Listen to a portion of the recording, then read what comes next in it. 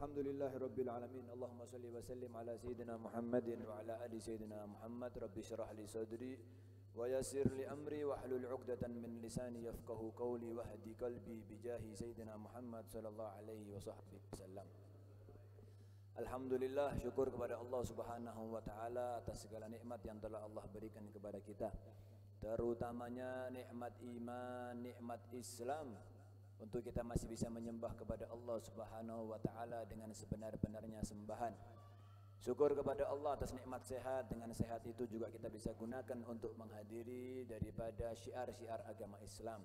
Syukur kepada Allah atas nikmat yang sering dilalaikan oleh umat manusia, yaitu nikmat kosongnya waktu. Diberikannya waktu oleh Allah Subhanahu wa taala untuk menghadiri kajian demi kajian, mulai maghrib kemudian isya, ditutup malam ini insyaallah dengan penutupan yang indah, yaitu mendengarkan sedikit faedah, fadilah, keutamaan daripada bulan Sya'ban yang sekarang kita berada di awal daripada bulan Sya'ban. Semoga Allah tutup bulan Sya'ban ini dengan sempurna, dan Allah sampaikan kita semua bulan Ramadan dalam keadaan sehat walafiat, hidayah, taufik, puasa yang lengkap penuh dengan hidayahnya Allah Subhanahu wa taala. Semoga berkat Ramadan yang genah, insyaallah setahun ke depan kita jadi orang yang genah, amin ya rabbal alamin. Bulan Sya'ban, bulan yang begitu agung, bulan yang diistimewakan oleh Allah Subhanahu wa taala. Banyak daripada kejadian-kejadian di bulan Sya'ban yang Allah takdirkan peristiwa itu terjadi ada di bulan Sya'ban. Di antaranya tahwilul kiblah, yaitu perpindahan kiblat.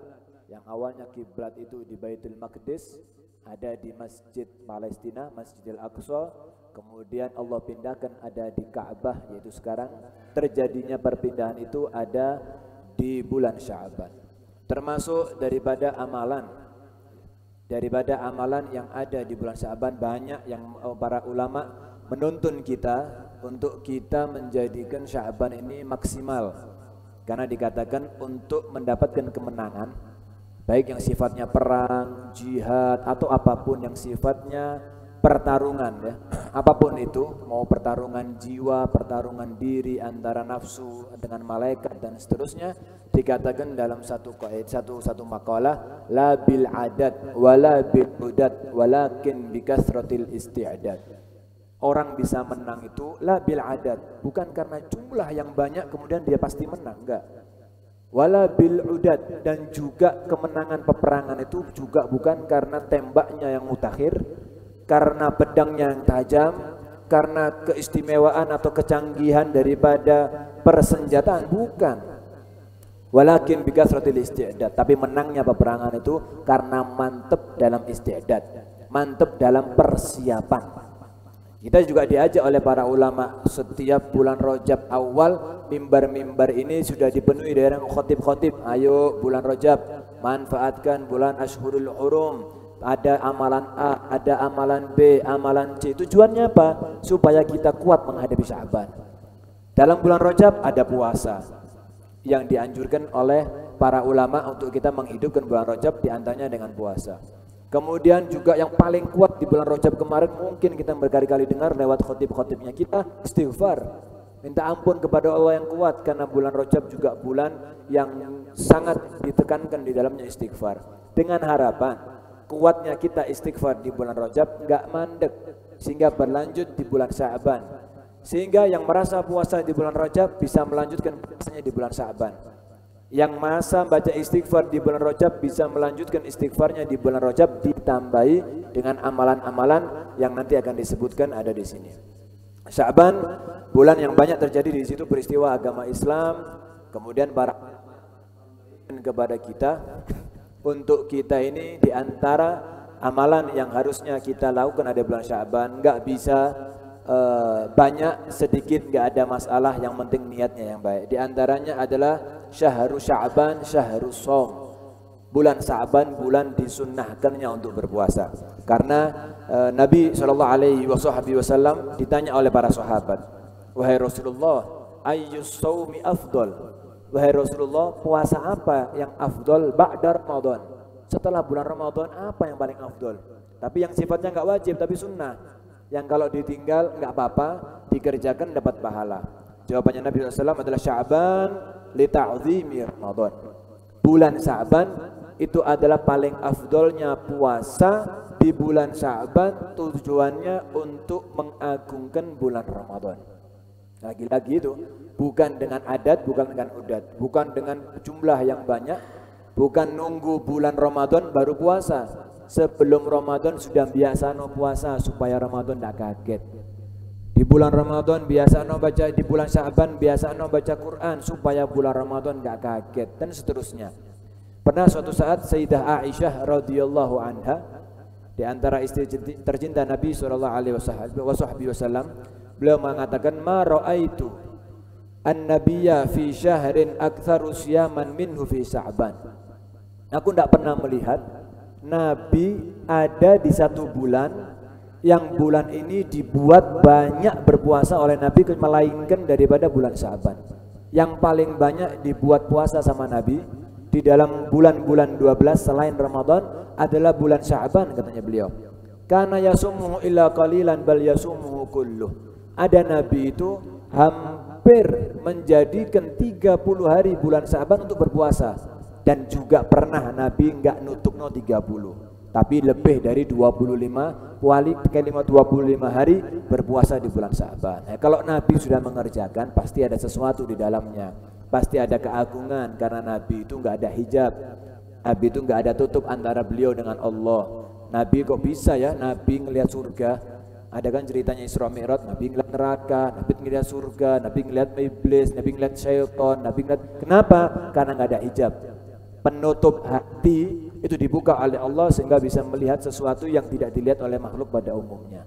Maka Nabi melihat di situ ada fadail. Contoh, Nabi kita nggak bisa melihat bagaimana rahmatnya Allah turun sekarang karena di masjid ini ada sholat 5 waktu, di masjid ini ada pengajian. Yang kita bahas ini kitab daripada Al-Habib Abdullah bin Alawi Al-Haddad. Kita sebutkan nama-nama orang soleh ada di sini. Turun rahmatnya begitu banyak. Tapi kita nggak bisa ngerasakan mana rahmatnya, tidak kelihatan. Tapi kalau Nabi SAW bisa melihat bagaimana malaikat mengucurkan rahmatnya sebenar-benarnya penglihatan. Karena memang antara beliau dengan Allah tidak ada hijab penutup, ya, langsung bertemu, melihat sebagaimana yang sebenarnya. Sayyidatina Aisyah radhiyallahu anha juga pernah mengatakan, ada paling dicintanya bulan bagi Rasulullah SAW untuk dipuasai adalah bulan Sya'ban. Kemudian disambung dengan bulan Ramadan. Dari 3 makalah, dari 2 hadis ini harusnya kita mengetahui berarti bulan Sya'ban adalah bulan persiapan untuk kita berpuasa. Tidak mampu 30 hari, 15 hari boleh. Tidak mampu 15 hari, mokoknya ada cukup. Mau puasa Daud boleh, sehari puasa, sehari enggak. Sehari puasa, sehari enggak juga boleh.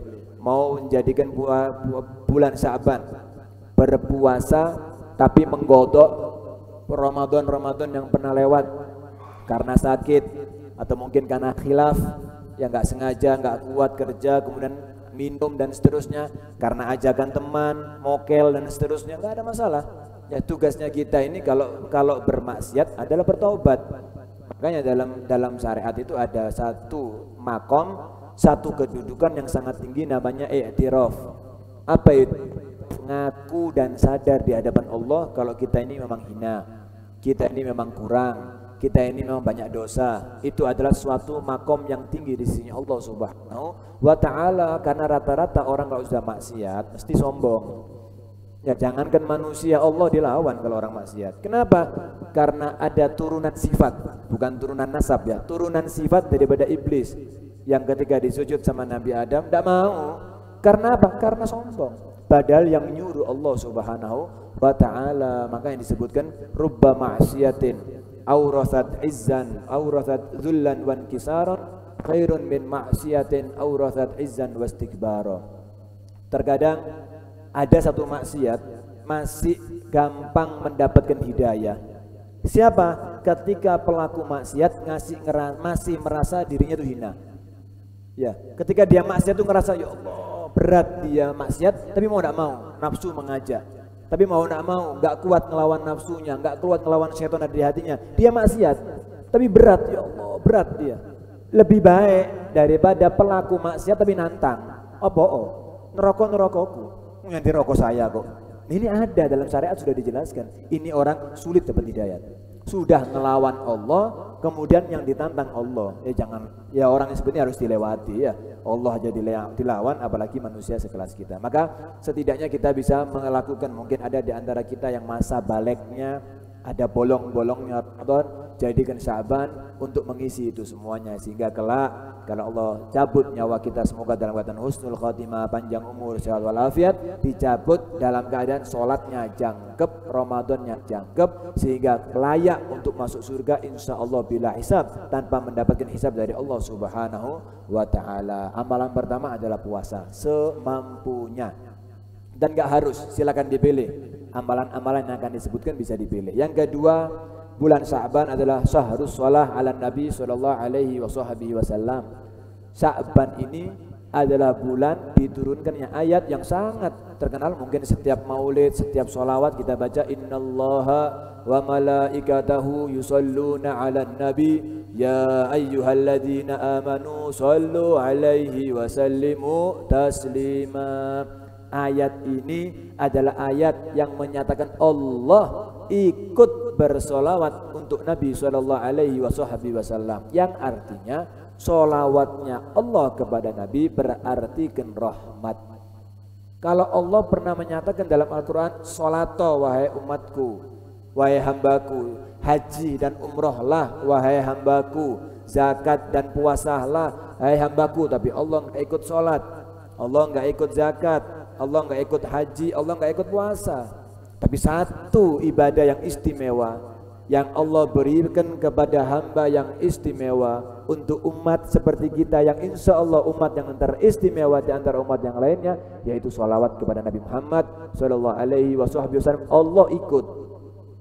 Ya, makanya kalau ditanya oleh Sayyid Muhammad bin Ali al-Maliki mengajarkan kepada murid-muridnya, kalau ditanya jawaban dasar Allah lagi ngapain, jawaban dasarnya Allah lagi sholawat kepada Nabi Muhammad sallallahu alaihi wasallam. Itu ayatnya. Innallaha, sesungguhnya Allah, wa malaikatahu, dan malaikatnya, dan umat-umatnya bersolawat untuk Nabi sallallahu alaihi wasallam. Ini menunjukkan akan keagungan daripada solawat. Maka sudah selayaknya, sudah sepantasnya untuk umat Islam lebih-lebih lagi di bulan Sya'ban ngencengkan solawatnya, kuatkan solawatnya. Tidak bisa berjamaah di rumah nggak apa-apa, nggak bisa berjamaah dengan orang sekampung, dengan orang serumah, nggak ada masalah, nggak ada yang bisa diajak karena mungkin sibukkan diri kita untuk bersolawat kepada Nabi Muhammad sallallahu alaihi wasallam. Nggak bisa dengan tasbih puterannya, bisa tasbih cetekannya, nggak bisa tasbih yang digital, tasbih yang murah, nggak bisa dengan tasbih Allah seciptakan tasbih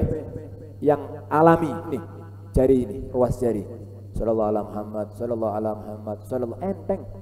Kita kalau baca sallallahu alaihi Muhammad tok aja, ya 5 menit dapat berapa ratus. Santai ya, nggak usah coba-coba sallallahu alaihi Muhammad, sallallahu alaihi Muhammad. Kerjaan kita nggak semuanya kan ngadep laptop. Kerjaan kita nggak semuanya kan di kantor.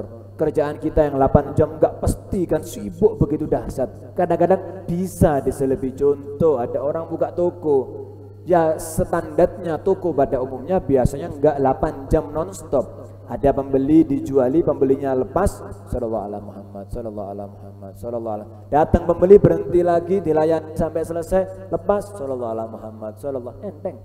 Makanya umat Islam itu umat yang sakti, tidak perlu coba jampi. Umat yang sakti, tidak perlu komat kamit. Kenapa? Al-Quran bikin kita sudah sakti. Kenapa? Al-Quran ada hidayah. Berapa banyak, maaf orang non-muslim, dengerkan ayat Quran badal bahasa Arab, tidak ngerti Arab, tidak ngerti apa-apa, tidak tahu artinya. Ini bacaan apa? Ada di YouTube. Ini lagu apa? Nyanyian apa ini? Bacaan Quran dibacakan dengan tilawat yang bagus, dibilang nyanyian.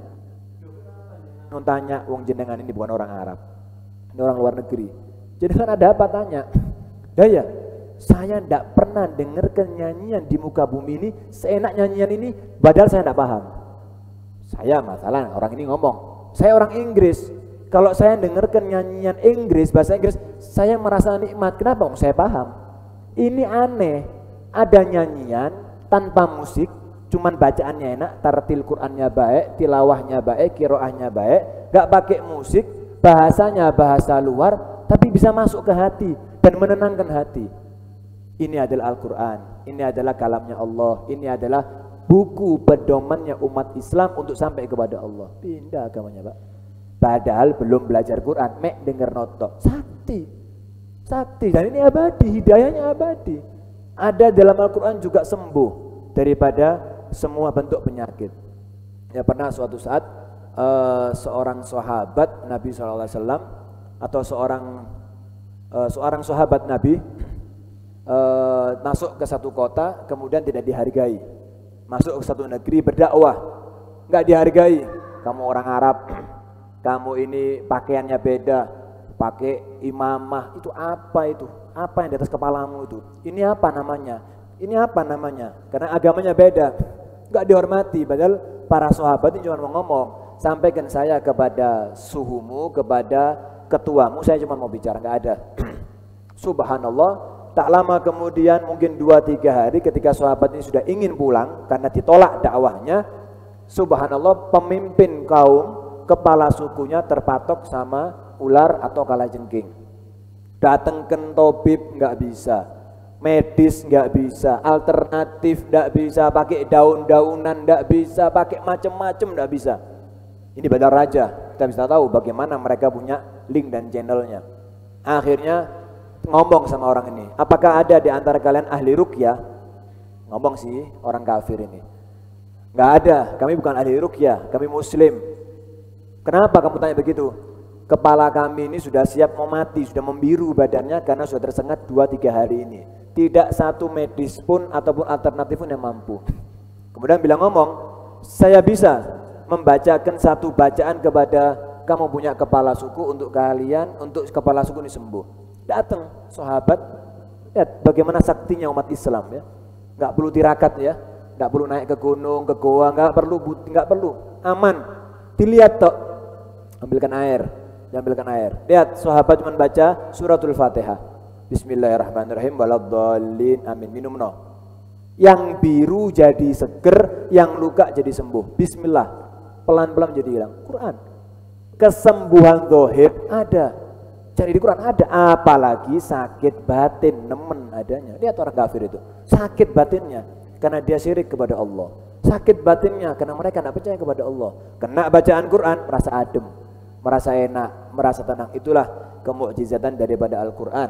Maka sholawat yang tercantum di dalam Al-Quran perlu kita kuatkan. Nah sekarang ini jadikan momentum, jadikan satu kesempatan kita untuk menjadi ahli sholawat. Ya sholawat itu nggak harus di masjid, sholawat itu nggak harus sarungan, sholawat itu nggak harus kofian, kapanpun, dimanapun, saat kapanpun, yang penting nutup aurat, keadaan pantas, monggo sholawat, nggak usah diucapkan. Bahkan sholawat ini termasuk mungkin satu-satunya ibadah yang kalau riak diterima.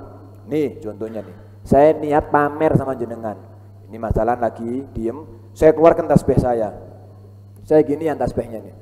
Sallallahu alaihi Muhammad sallallahu. Niat dalam hati saya mau pamer kilo Habib akeh sholawatan nih. Saya niat tetap diterima pahalanya. Padahal seluruh amalan yang kalau kemasukan riak di dalam hatinya ditolak oleh Allah amalannya, kecuali sholat kepada Nabi Muhammad sallallahu alaihi wasallam. Oh, sholawat ini banyak ceritanya, ya nanti akan disampaikan sesuai dengan bidangnya. Yang penting sekarang ini kita sampaikan kalau di dalam bulan Sya'ban turunnya ayat daripada sholawat, ajakan anjuran untuk bersolawat. Pernah Sayyidina Abdurrahman bin Auf, sahabat terkayanya Nabi Shallallahu Alaihi Wasallam, mulai zaman sahabat di Mekah sampai ada di Madinah, beliau sahabat terkaya. Pernah satu saat Nabi Shallallahu Alaihi Wasallam itu keluar sendirian. Sayyidina Abdurrahman karena pecintanya Nabi niat khidmat, niat bantu Nabi, ditutno sama Sayyidina Abdurrahman. Cuma tidak berani mendekat supaya mengawasi dari belakang. Niat mau ngawal, bukan mau cari aib ini mau ngawal. Sampai pada satu titik, satu tempat, Nabi SAW tiba-tiba mengambil arah kiblat dan beliau sujud lama. Selanjutnya saya dan Abdurrahman dideketi sampai dekat bersejajaran, nggak naik-naik kepalanya Nabi. Sampai-sampai Sayyidina Rahman mengatakan, jangan-jangan ini sekarang ajalnya Nabi meninggal. Jangan-jangan Nabi ini sekarang meninggal. Kaget Sayyidina Rahman, ya Allah, ya apa ini? Ini padang pasir, gak ada orang. Tak lama kemudian Nabi ngangkat kepalanya, Nabi berdiri. Kemudian melihat Sayyidina Abdurrahman, wahai Abdurrahman, Kenapa kau di sini? Saya niat buntuti jenengan wahai Nabi, takut di tengah jalan jenengan butuh orang, saya bisa bantu. Takut di tengah jalan ada orang ganggu jenengan, saya bisa belani jenengan. Lah kok jenengan sujud sak wen-wen sampai saya takut, jangan-jangan nyawanya sampean dicabut saat ini. Oh enggak, saya sujud tadi karena syukur kepada Allah, namanya sujud syukur. Loh kenapa wahai Rasulullah? Barusan ini sebelum saya sujud, Jibril datang kepada saya sambil mengatakan, ala yasurruka ya Muhammad, apakah tidak membuatmu senang wahai Nabi Muhammad SAW, annallaha qalali, bahwasannya Allah ini ngomong sama aku, wahai Jibril, ngomong Nabi Muhammad, wahai Jibril, sampaikan sama kekasihku Muhammad, man shalla alaika sallallahu alaihi wa man sallama alaika sallamtu alaihi, siapa orang yang sholawat kepadamu wahai Nabi Muhammad daripada umatmu, aku Allah yang akan balas sholawatnya. Siapa orang umatnya jenengan mengucapkan salam untukmu wahai Nabi Muhammad, aku Allah yang akan balas daripada amal ibadahnya. Kita bisa gambarkan seperti ini. Ada atasan kita tapi bukan bos, tangan kanannya bos, ngasih jaminan, kalau sampai sukses program ini, job ini, tak kasih bonus. Besoknya ketemu sama bos tertinggi ada di kantor, dipanggil, siapa yang sukses job ini, program ini, maka akan dapatkan bonus. Kita bisa lihat kira-kira husnudzon kita, harapan kita lebih besar kepada bos atau kepada tangan kanannya bos. Kita bisa gambarkan, pasti lek bos 2 juta, 3 juta, 4 juta per orang. Tapi kalau tangan kanan ini paling 1 juta, paling-paling dipotong jadi 500.000 iki. Iya, waduh. Bagaimana husnudzon kita kepada bos tinggi? Ini Allah turun tangan langsung. Sholawat aku pahalai. Salam-salam, mengucapkan salam kepada Nabi, saya Allah yang yamin. Kita nggak bisa bayangkan bagaimana rahmat turun kepada kita kalau kita bersolawat. Bagaimana rahmat turun kepada kita kalau kita memberikan salam kepada Nabi Muhammad sallallahu alaihi wa ala alihi wa sahbihi wasallam. Ayo jadikan bulan Sa'ban ini bulan untuk kita semangat bersolawat dan dilanjutkan. Jangan sampai habis Sa'ban, habis solawatnya. Terus ya, kalau sekarang kita mampu solawatan 10 tok. Setiap hari 10. Melek moto, sholat subuh, sallallahu alaihi Muhammad sampai 10. Kenceng selama sebulan Sa'ban 10, 10, 10, 10. Ramadan 10, 10, 10, 10. Syawal 10 terus sampai Sa'ban berikutnya. Sa'ban berikutnya tes, tantang diri kita. Ya apa iki? Tahun ini 10 iki awak iki. Piro iki? 20, 25, 50, 100 istiqomahno sampai Sa'ban lagi. Kenapa? Khairul amal adwamuha wa in qalla. Sebaik-baiknya amal itu yang paling istiqomah walaupun cuma sedikit. Kadang-kadang setan tuh ngajak kita tuh pinter ya. Wes kuatno sing puter terus sampai entek counter ini ya. Cetekan sampai habis, tapi sekali 2 kali KO. Wah, apa aku sholawatan kesel. Loh. Waduh, sholawatan gak ada awakku lambungku munggah. Loh, kok bisa orang sholawatan lambungnya munggah? Aku gak mangan 3 dino. Loh, ya bukan salahnya sholawatnya, Pak, ya salahnya jenengan ndak makan. Nah, kadang-kadang setan tuh begitu, ojo salawatan lambungnya munggah, ojo salawatan gak ada yang ngeluh, bukti nih. Nah, sekarang salawat 10, 25, 50 terserah, pertahankan sampai tahun depan. Panjang umur, sehat walafiat insyaallah. Tahun depan tantang lagi diri kita, dari sekian mau jadi berapa terus, sehingga kita tidak meninggalkan dunia ini kecuali dicap oleh Allah sebagai seorang umat yang ahli salawat kepada Nabinya Muhammad sallallahu alaihi wa ala alihi wasallam. Yang ketiga, bulan Sa'ban adalah syahrul Quran. Bulan Sa'ban ini juga bulan mempersiapkan diri kita untuk membaca Al-Quran.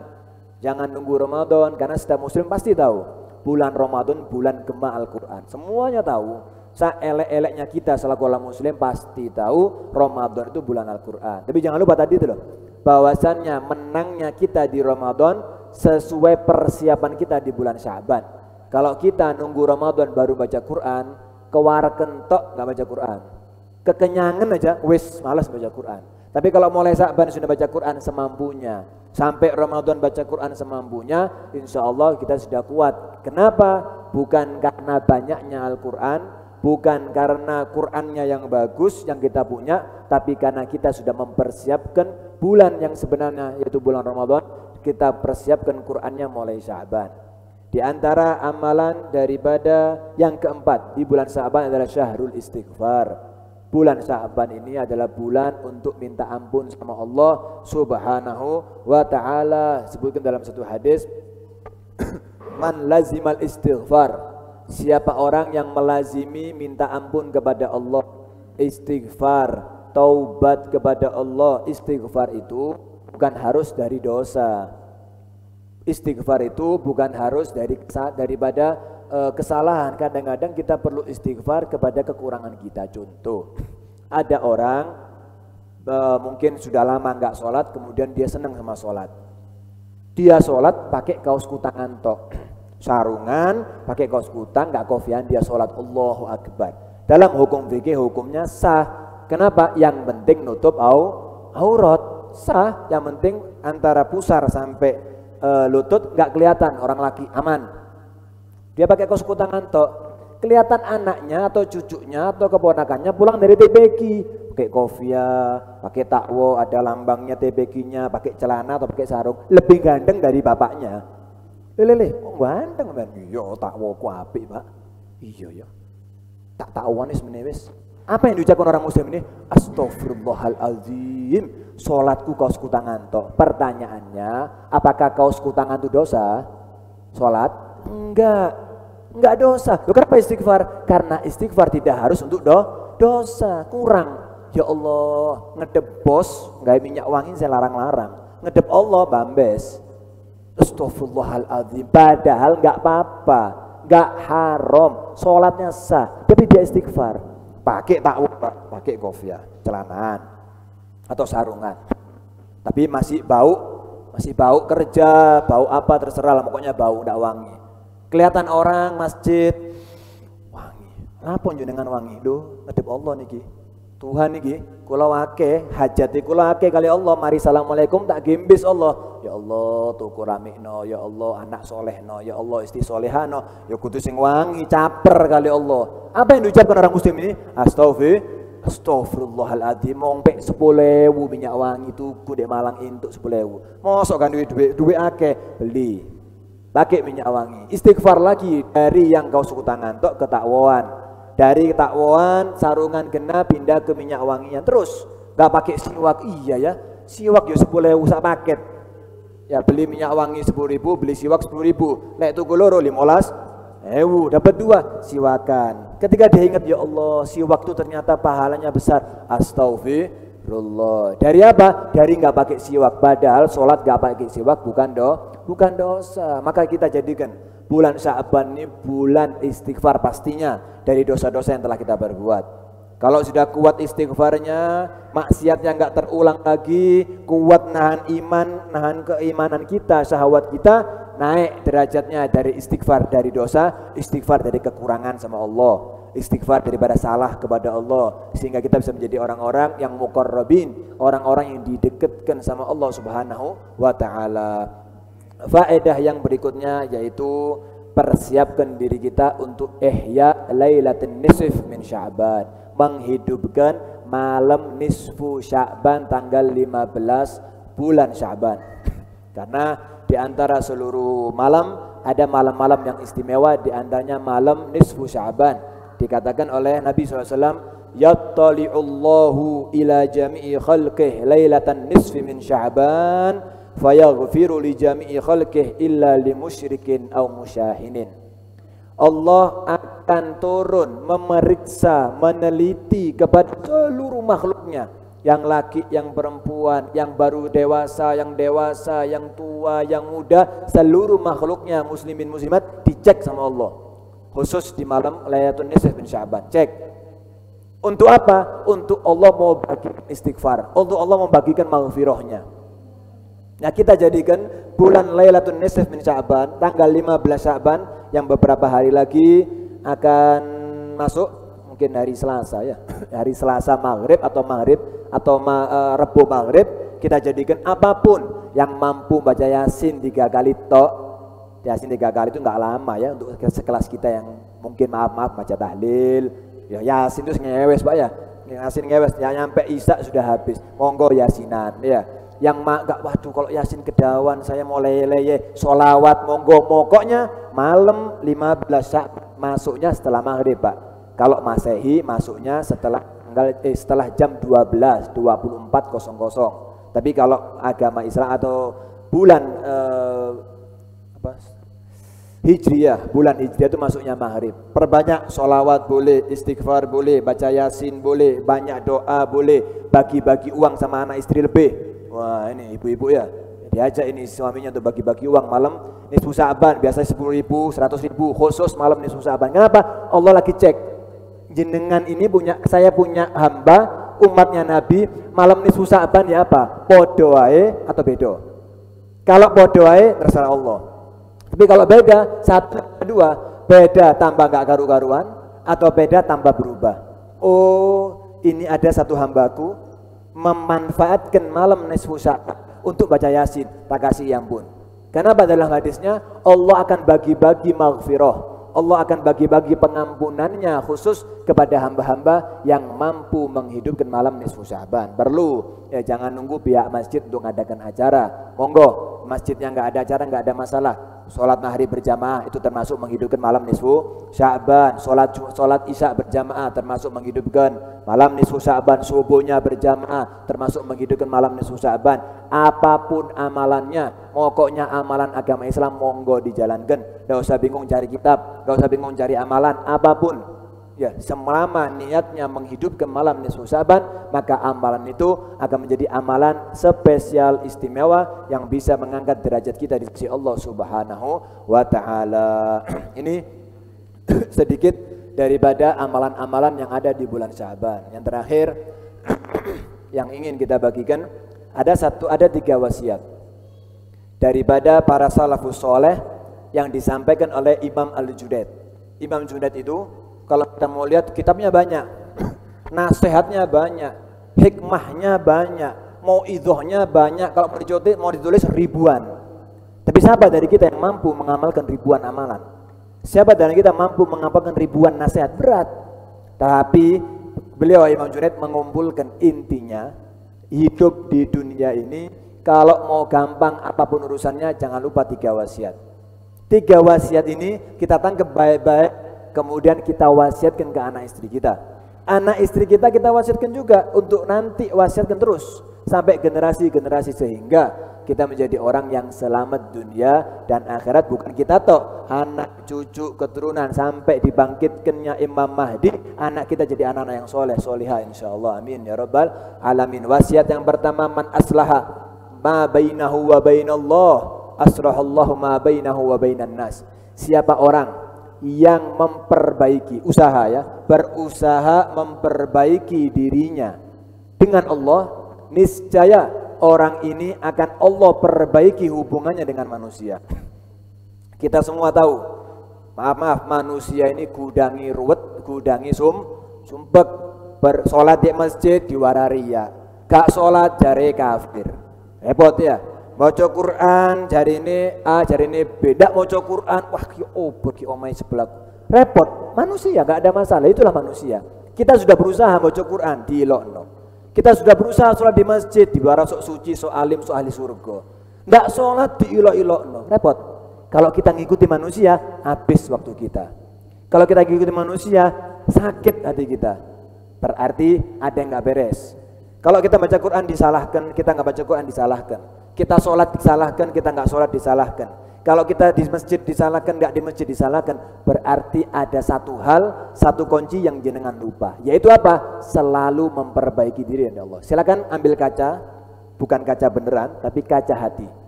Apakah jenengan punya salah sama Allah? Kalau punya salah, buangan manusia IKB, kembali kepada Allah. Ya Allah, maafkan dosa saya yang A, dosa saya yang B, dosa saya yang C, dosa saya yang D. Semua sebutnya minta maaf. Kemudian berusaha menjadi orang yang sholatnya baik, khusyuk. Terus pokoknya Allah, Allah, Allah, Allah, Allah. Lihat orang yang benci-benci semua akan kembali kepada jenengan.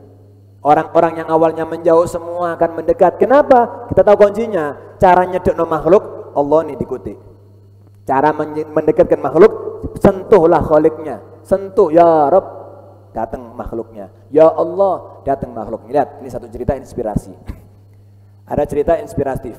Cerita ini dari seorang guru, seorang soleh, seorang alim yang lagi ingin mengembangkan dakwahnya. Baik pesantren, madrasah, masjid, bikin pengajian itu kan butuh dana. Namanya ustadz, namanya guru, namanya kiai biasanya basicnya bukan kerja, basicnya ngaji. Ketika sudah tua harus mengembang dakwah. Lalu ustadznya kerja kabeh. Jadi ustadz ini ya, maka harus ada dukungan. Ustadz ini bikin proposal, Pak.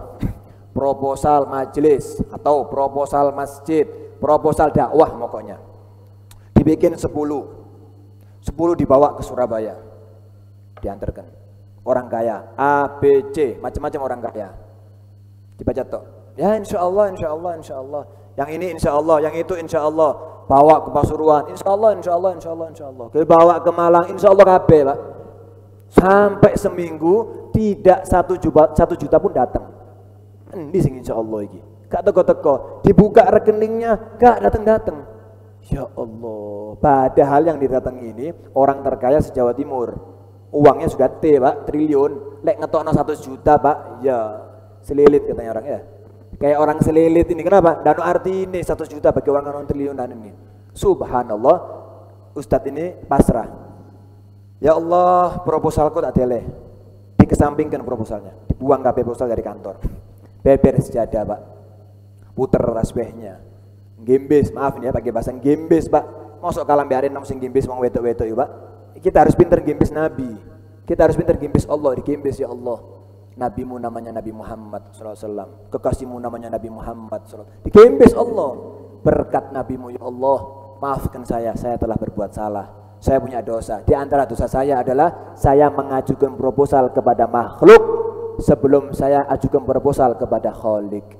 Ya Allah, salah saya. Engkau adalah satu-satunya zat yang tidak pernah mengecewakan hambanya. Tapi saya bingung ambek ngurusi hambamu yang hambamu semuanya mengecewakan. Ya Allah, proposal yang sudah saya tulis, proposal yang sudah saya desain, proposal yang sudah saya masukkan foto-fotonya sesuai ilmunya, saya buang semuanya ya Allah. Saya nggak butuh orang kaya, saya nggak butuh donatur, saya nggak butuh semuanya. Ya Allah, aku pasrahkan pengembangan dakwahku kepadamu. Ya Allah, aku pasrahkan masjidku, musollaku, pengajianku, madrasahku, pesantrenku, duitnya semua dari Engkau ya Allah. Saya nggak butuh mereka semuanya. Selesai. 3 hari, 4 hari, 5 hari. Subhanallah, orang kaya yang paling kaya ini lewat. Kelihatan ada orang yang pernah dia temui. Ngomong sama supirnya, Pak supir, nanti setelah rapat, setelah selesai kerja, pulangnya mampir ke tempat ini ya. Ada masjid lagi dibangun tuh, tak delok mbak aku. Kayak saya ngeliat satu orang yang saya pernah ketemu sama orang ini. Padahal 3 hari lalu ketemu. Datang, selesai dari rapat-rapat, datang ini orang. Pak Ustadz, kayak pernah tahu saya menjenengan. Ustadznya retuk mangkel ya. Lah, baru 4 hari lalu ketemu Pak. Lu jenengan ngapain? Padahal ada tukang ngeduk ini. Ada tukang ngeduk, ada semen 1, ada botol. Jenengan lagi ngapain? Tanya si Ustadz, loh. Lah jenengan ngini ngapain? Kan kemarin kan gini, dilihat insya Allah. Sekarang nanya, lu jenengan ngapain? Duh, kan 4 hari yang lalu saya ngajukan proposalnya jenengan baca dan masih ada di kantornya jenengan.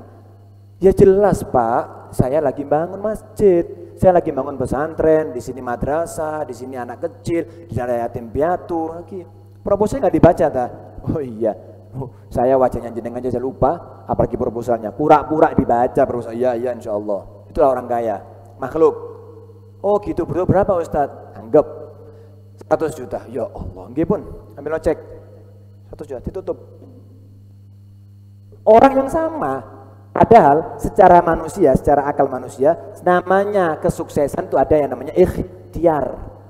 Orang ini sudah ikhtiar, bikin proposal ikhtiar, noto bahasa ikhtiar, desain ikhtiar, fotokopi ikhtiar, bensin berangkat ke kota-kota ikhtiar, kemudian mengajukan ikhtiar, nggak ada hasilnya Pak.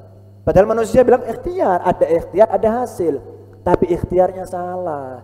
Kenapa? Terlalu berharap sama makhluk, tapi punya masalah sama Khalik, nggak bakal tembus. Dibalik sekarang, baik ombe Allah, manusia semua kan baik. Damailah sama Allah, semua orang pasti damai ketika orang baiklah kacau. Wong kontok-kontokan jenengan ayem, semua lagi panas, jenengan adem. Kenapa? Lagi adem sama Allah.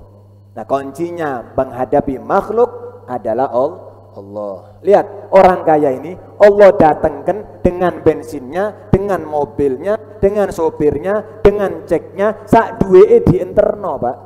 Dienterno dan ditutup semua pembangunan orang ini. Kenapa? Kita tahu kuncinya. Oh, kalahnya makhluk sama Allah. Nggak usah cari ridhonya Allah, Pak. Nggak bakal mari. Ridhonya orang, nggak usah cari ridhonya manusia. Nggak bakal nyampe. Orang tuh nggak ada namanya manusia. Mahalul khotowan, nisyan, tempatnya lupa, tempatnya salah. Nggak bakal beda. Tidak akan bisa seseorang seperti kita manusia ngejar ridhonya manusia, nggak bisa. Allah. Pertama ya. Jadi kalau urusan sama manusia, sentuhlah Allah. Mau adem sama manusia, ademlah sama Allah. Intinya Allah. Maka manusia akan Allah gerakkan untuk bergerak kepada kita. Yang kedua, wasiat yang penting, man aslaha sariratahu asrahallahu ala niyatahu. Siapa orang yang bingung dan fokus memperbaiki hatinya, niscaya Allah sendiri yang akan fokus dan bingung untuk ngurusi zahirnya. Kadang-kadang contoh yang dasar aja, kadang-kadang kita dapati gampang loro, Pak, gopok ya. Dingin sedikit sakit, panas sedikit sakit, minum kopi gak sengaja takarannya kelebihan sampai jadi pahitnya lambung sakit, kepikiran titik malah pusing, kena hujan pusing, obat sudah, ke dokter puskesmas sudah, dokter kota sudah, dokter umum, dokter spesialis sudah, kadang-kadang ke profesor sudah, keluar kota untuk mendapatkan obat sudah, tidak sembuh-sembuh. Ada yang kurang, Pak.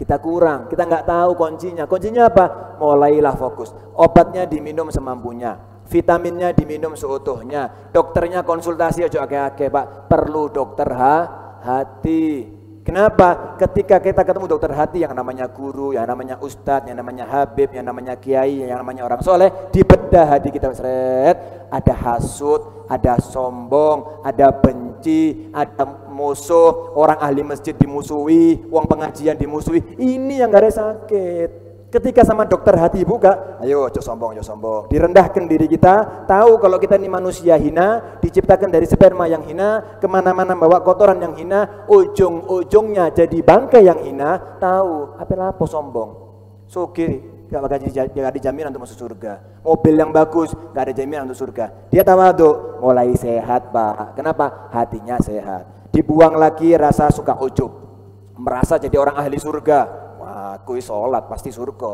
masih mabuk, nggak ada. Ahli surga walaupun zina, nggak ada. Diajari sama dokter hati, dibuang ujubnya, dibuang riaknya. Mulai kalau sholat nggak ngurusi manusia, Allah. Mulai lek tasbihan ojo boleh uang, boleh Allah. Mulai kalau ke masjid jangan karena omongannya orang. Apa nang masjid?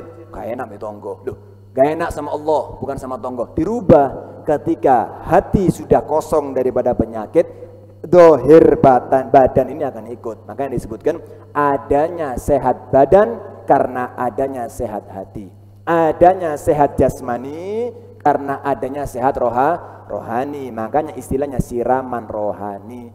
Kita harus punya guru, kita harus punya kitab yang kita dengar setiap hari, kita perlu baca Quran supaya hati ini terus adem. Kalau hati ini sudah adem, sakit pun akan hilang perlahan-lahan.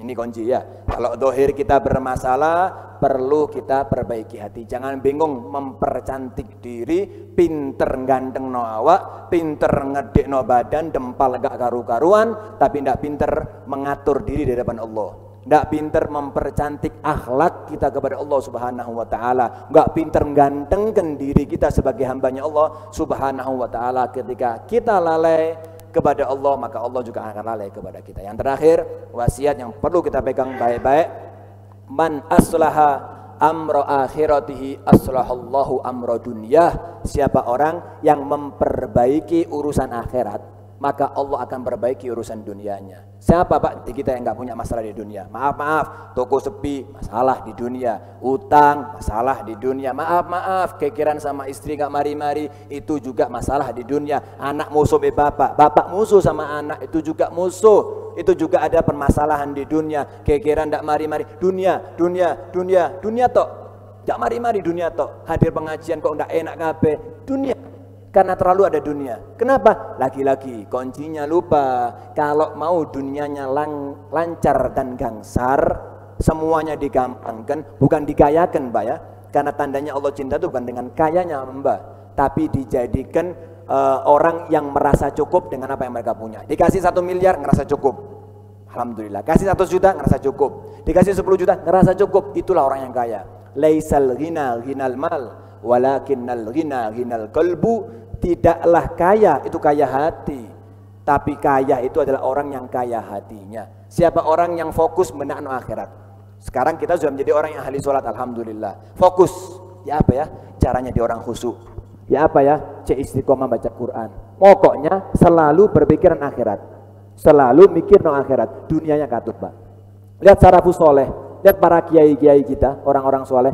Tidak ada, Pak. Manakib ini, hall. Jangan tahu hall, Pak ya? Tahu hall. Termasuk manakibnya Kiai Fulan, meninggalkan 10 toko, 1 pabrik, 1 tidak ada, Pak. Tapi makmur, masjidnya gede, ngalang-ngalai masjid wong kaya. Majelisnya mewah, ngalang-ngalai rumahnya orang kaya. Kiai Pak, uripe ndak kerja dan ndak narget loh Pak ya, lain ya. Bukan narget di duit, enggak. Duduk tok duit datang. Kenapa? Ini orang bingung ngurusi akhirat. Ngurusi apa cara umat ini, umat Islam dekat sama Allah, ngurusi akhirat. Ya apa caranya anak, kalau kita mungkin ndak ngurusi umat, kita terlalu tinggi jadi para kiai. Kita ngurusi anak istri. Pulang ini, tidak usah mikirkan umat, tidak usah mikirkan orang kampung, mikirkan anak istri. Ya apa caranya istri saya yang belum sholat jadi ahli sholat.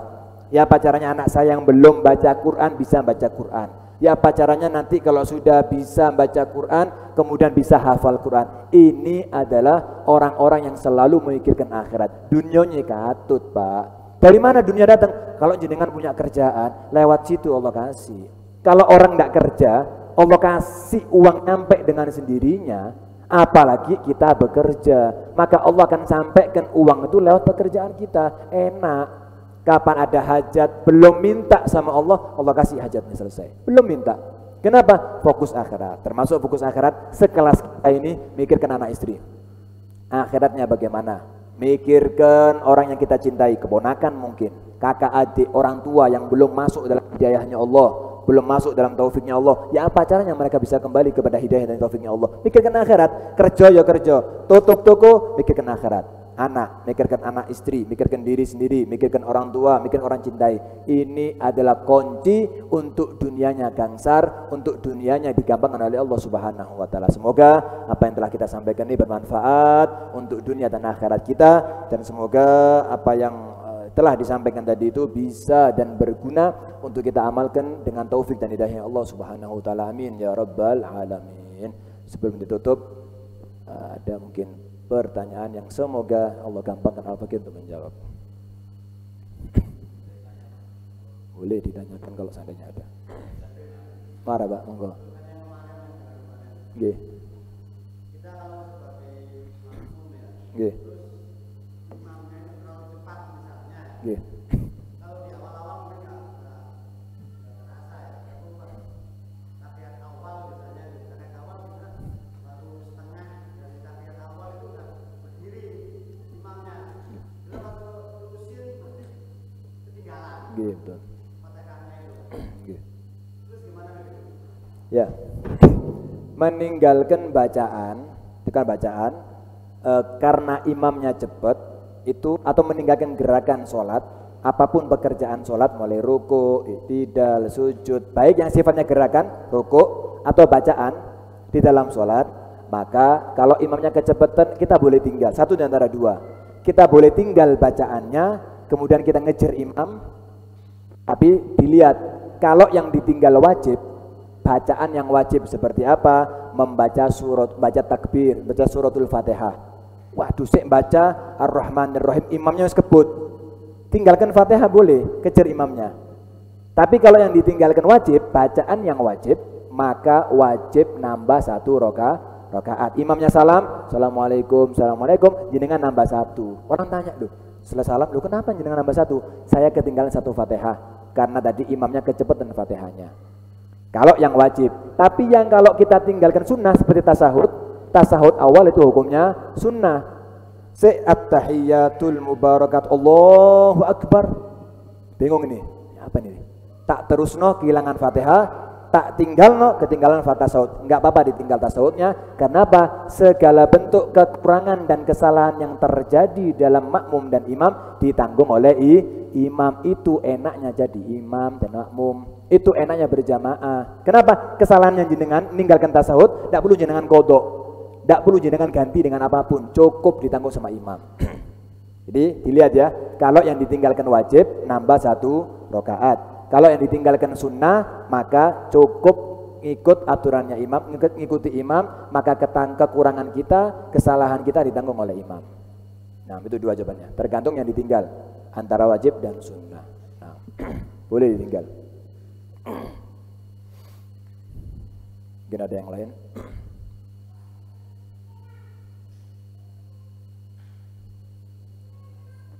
Baik.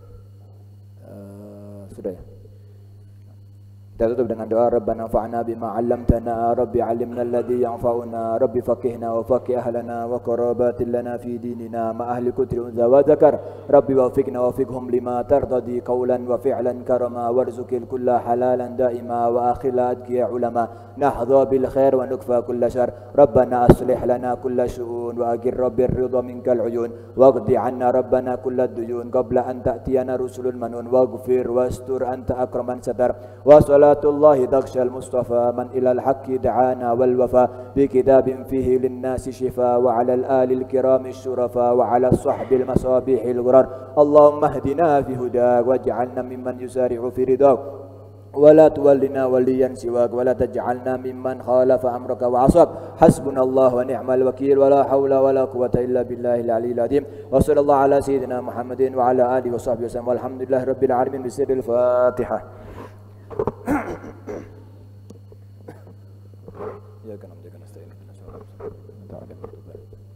Sebelum tutup dengan kafaratul majlis, minta 1 Fatihah untuk Habib Fahmi dan keluarga yang alhamdulillah memenuhi panggilan Allah untuk umroh yang kesekian kali.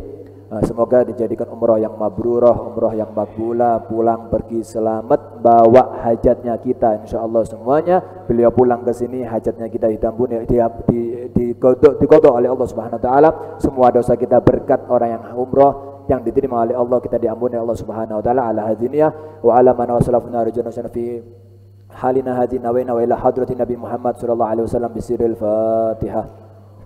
Bismillahirrahmanirrahim.